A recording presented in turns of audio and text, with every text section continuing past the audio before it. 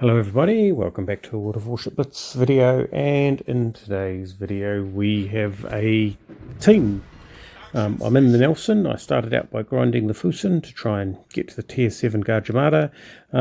Hooked up with a team, played a few tier 6s and moved on to tier 7 where, well, it seemed like the Nelson was in order. The Nelson's always a good choice and want to provide some reasonable fire support for the team, so we have Nelson with our level 10 Captain David Beattie in it, who has managed to climb up fairly well through the ranks.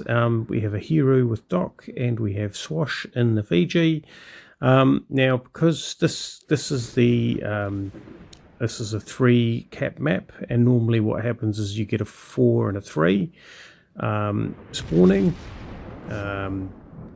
However, in this particular game, with carriers, it basically turns into a 3 and a 3. Now that Duca d'Osta there, he was very lucky that I misjudged his speed. Unfortunately for him, he's giving me a second opportunity not to misjudge his speed, so almost perfect timing for the reload. So yeah, no point in making the same mistake twice, and we push ourselves into the cap. So we have a New Mexico, a rather wounded Duca d'Osta, and an Akatsuki, who are contesting the cap that one of our ships has grabbed, and I'm going to hold. Our friendly destroyer there in the cap. The Duca d'Osta stops for a moment, and we punish him. There we go. So what am I going to do? Well, I'm going to turn in, because basically that guy's firing torpedoes. Oh, that's so tempting. But am I going to be able to get my guns on target because I'm turning? Is someone going to take him out before me? Or that's why I was turning, basically to make sure that no, someone else got him. Doc got him in the Hero, that's fine. We just needed him out of the game, and I'm reloading. 4 seconds to reload, and this Akatsuki looks rather uncomfortably like he's going to have a go. So, just from the perspective of a Nelson captain, this is a little bit of a train wreck in slow motion. I can tell what's going to happen. It's pretty clear what's going to happen, but the destroyer captain has no idea what's going to happen until, well, it happens. Now, what's most impressive about this destroyer captain, and what impressed me the most about him, is he actually managed to get all his torpedoes off, which is a pretty good feat, seeing as he just made it into the turn. What's also impressive is the fact that he'd managed to miss with all his torpedoes. So anyway, that leaves me with this New Mexico. Now I don't really want to be broadside onto a New Mexico, so I'm just starting the process of turning away, and well, that's the advantage of having things set on fire. Right, so far the game's going pretty well. We've lost a cruiser and a destroyer, and we are heading over to take the middle cap. Well, actually defend the middle cap. Some nice, well, an attempt by the enemy carrier to put some torpedoes into me, nicely dodged by the rather ungainly and clumsy Nelson. Again, misjudged the speed of that geyser now. He was moving forward. Sort of hard to tell at that distance, so I took a shot more towards the centre of the mass. He seems to have slowed down. I think he's sliding alongside the island, so that for me means that we probably have a better opportunity. No fires, but a lot of hits. 8 hits out of 9. Can't argue with that.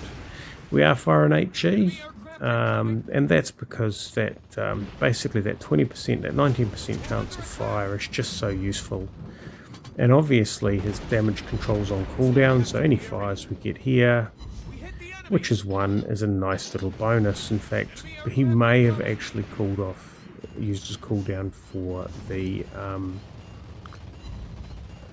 he may have used it for the flooding, but in the end the Pensacola gets him.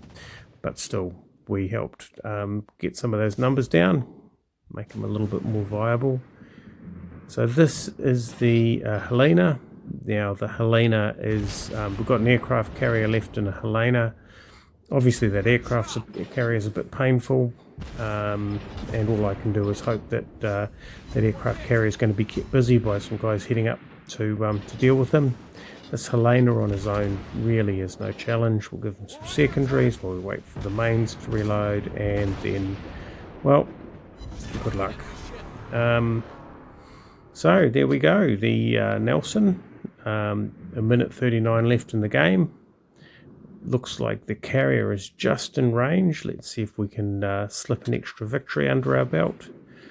We've lost Swash in the Fiji, which is a bit unfortunate, but he certainly did his job securing the side. And bearing in mind the total mass of ships that are heading up towards the carrier, I'm going to head towards the cap. Well, actually, I'm also going to try and light some fires on the carrier and maybe get some points. No fires, 4 hits, a Confederate award though, so nothing wrong with that. He's certainly not going to last 20 seconds it takes my guns to reload. Not with that Pensacola working on him like that. And he's gone. Taken down by our carrier. So, the Nelson in combat. I do have to remind those destroyer captains out there that you need to be very careful with the Nelson, because the Nelson of any battleships is most likely default armed by HE. People taking advantage of that fire chance, which, I mean, I have used AP with it, but to be fair, at almost 20% fire chance per shell, it's hard to turn down. Anyway, I hope you enjoyed that, found it interesting. Thanks for watching, and we'll catch you next time.